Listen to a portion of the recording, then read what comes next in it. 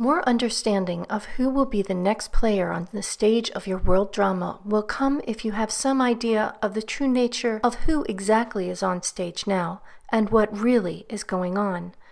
This is no great revelation. The clues have been woven together for your review in countless ways and in various levels of detail and truth. We will tell you what we can if you will listen. We will tell you everything we know if you stop pretending you already know it. We can only share with you what you are willing to receive, and you already know the words of wisdom about filling a cup that is already full.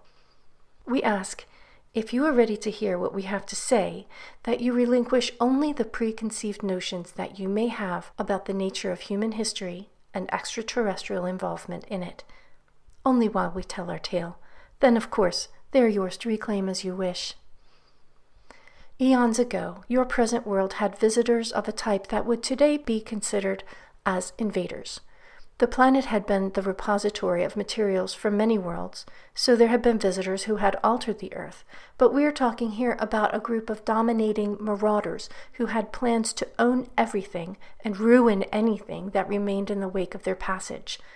They came to planet Earth with the intention to own it, for to their way of thinking, Earth was nothing more than a resource to conquer.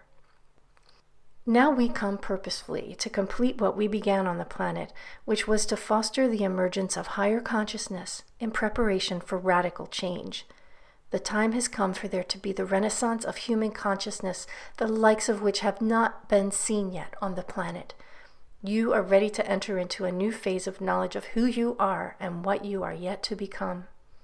We have much more to share with you in that regard, but now we will merely say that you have not been told the full truth about your origins and about your collective experience as the carriers of high consciousness. The truth will be revealed in more and more detail, big revelations, and bold new movements of energy and form. We have waited for these days to come when the world is open without restrictions of supposed knowledge to filter understanding into oblivion. Your world is ready to be told greater truths than have been cloaked in books and temples. You have been fed only morsels, while the feast of pure knowledge of love's bounty has remained off limits. The time has come for the temple guardians to unlock the doors and for you, people of Earth, to enter into a new reality. This is the time when the keepers of wisdom unveil the history of your birth and move out of the past into the present. We're ready for the party to begin. Nothing but freedom from the bondage of ignorance do we offer, though it is not something we can wrap in paper and hand to you. Before we place the wrapping on the box, we want to make sure that such a thing will fit, for there's no way to return it for another size. There is only enigmatic information that will force open the collective mind to a reality that will be forever changed. You will be forever changed too, but the truth is, this is what you have been asking for, isn't it? So we will continue, because we have all waited long enough, and the reality you have grown accustomed to seeing around you has steadily shown itself to be in a state of rapid decay. Remember, rot feeds new life. For your world, it is the decay of what had been familiar that will usher in the new.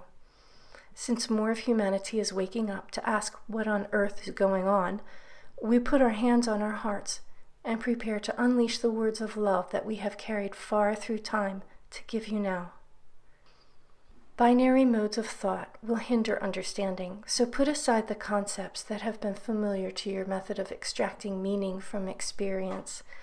It was useful, even necessary, for the path of knowledge you have hitherto explored, but it is of little merit for gaining an extraterrestrial, extratemporal grasp of the true state of affairs. Remove yourselves, if you will, from the familiar perspective you have in the way you see the world. Make some room around your mental space to pull back from the field of polarization into the field of perfect unity, where everything exists in balance and there is peace and beauty. If you see nothing but a sphere of light, you are on the right track. You can see it, yet you are within it too. There is no separation, because everything in this scenario is one. Moving into this expanded mental perspective, feel the possibility become real that we exist as well within this oneness, that where you see yourselves, you see the polarity of beingness in human form. not as your opposite, but as your projected persona of brotherhood and peace. You may not think such a thing is counter to who you are, but truly this is how it appears in many nations' eyes. We're not pointing fingers here, but simply say that many star-based civilizations have, as you may have heard from various sources, seen Earth as a rather savage place. However, as we have been part of your history, unrecorded but in oblique ways, we know your propensity for anger and violence has been engineered to a large extent, and the inner secret, essential part of you that contains the blueprint, you could say, of who you have the ready potential to be, exists unscathed, despite eons of attempts to shatter your integrity, to get at it by aforementioned nefarious agents of disorder and mayhem. Again, we turn your attention back to the sphere of light. No, you exist within its energetics of perfection, as do we, as do the agents of mayhem or any other entity or collective you care to consider. Each being, each group exists in balance, not only with what it is and what it is not, but also with every possible expression of self you are capable, as an individual or a group, of manifesting. Thus, the unified sphere of perfection is at the same time the pure essence of each individual in balance with his or her own demons, inner child, higher self, memories of life, hopes, intentions, projections, and so on, and the essential being in the same way of your family, community, tribe, nation, planet, species, all the way back to the primordial mode of being, God, Om, Source.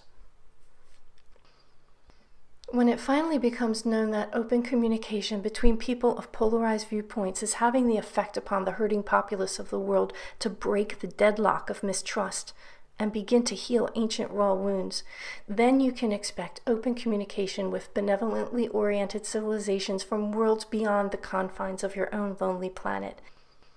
When dialogue between those people who can't bear to truly know each other's pain becomes words of trust, understanding, and wisdom, then the knowledge we speak of will be shared with all.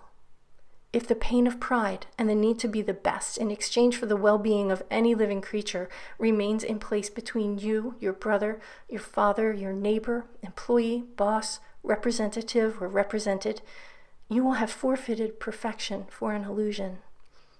You can choose at any time to see the arrogance of needing to be right for what it is, a fear of annihilation, and in releasing yourself from the prison of pride, gain a freedom for which there is no restriction, for it is a sure path to love as peace, life as harmony, and a world where waste of either love or life is not a factor of being.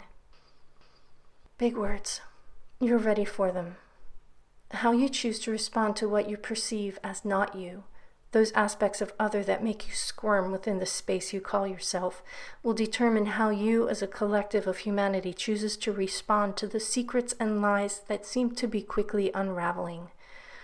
In all such encounters, remember that the key of wisdom is yours. Let it arise from within.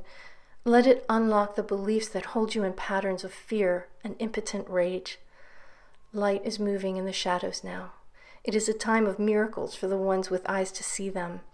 It is a world of pure knowingness of Om, of knowingness of impossible wonders and possibility fulfilled.